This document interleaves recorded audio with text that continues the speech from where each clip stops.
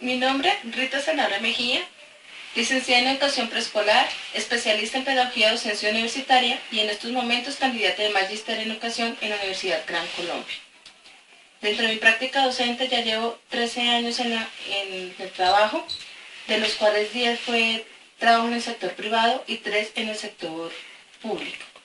En estos momentos laboro en la institución Colegio Federico García Lorca de la localidad de Usme. Pensar en actividades no creo.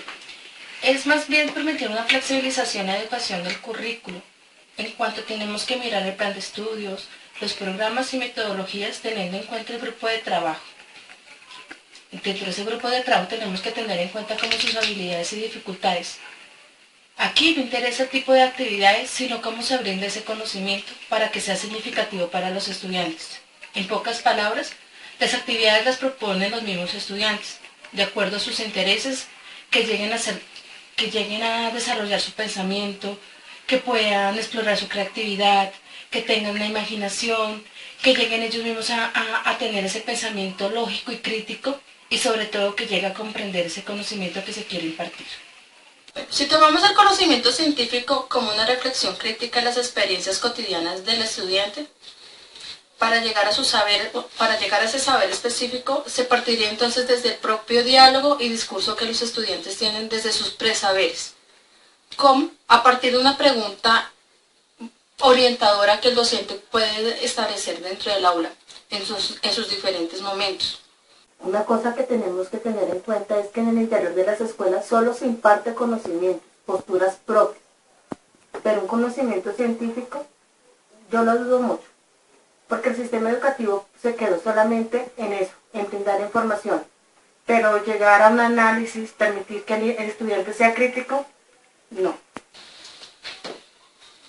Cuando se habla de un currículo en la institución, no se hace para una edad específica.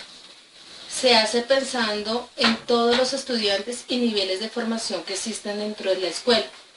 En mi colegio, por ejemplo, tenemos desde preescolar hasta bachillerato, porque el currículo tiene que cumplir y tiene que ser evidente un proceso de enseñanza y aprendizaje, una unificación que tiene que ver el perfil del estudiante que se quiere formar y de la razón de la misión y la visión del PI.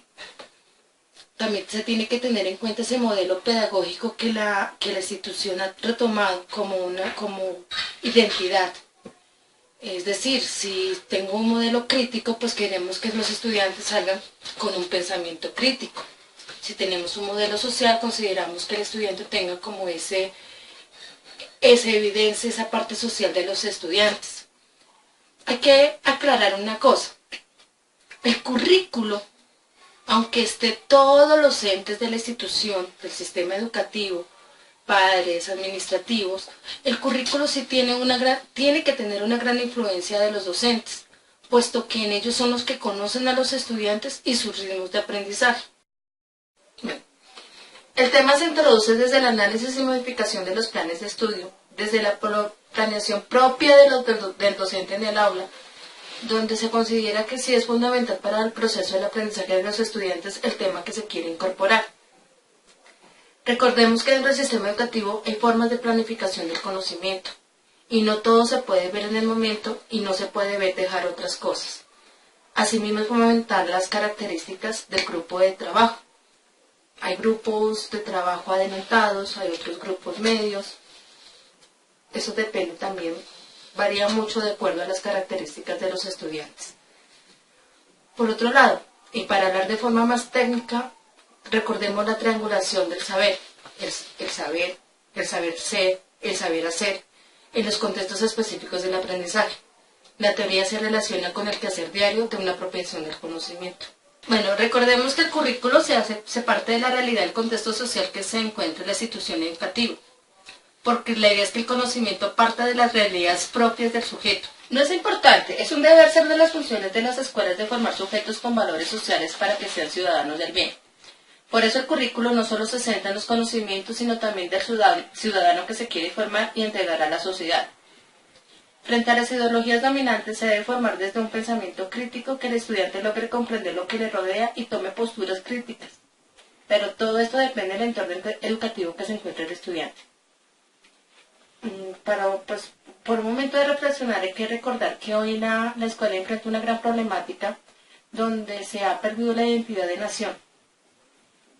Ya no se sabe luchar por un ideal, confunden ese ideal por rebeldías. No se entiende que esa libertad de expresión no quiere decir tomar la justicia por sus manos, sino entender que esa libertad de expresión es por luchar de algo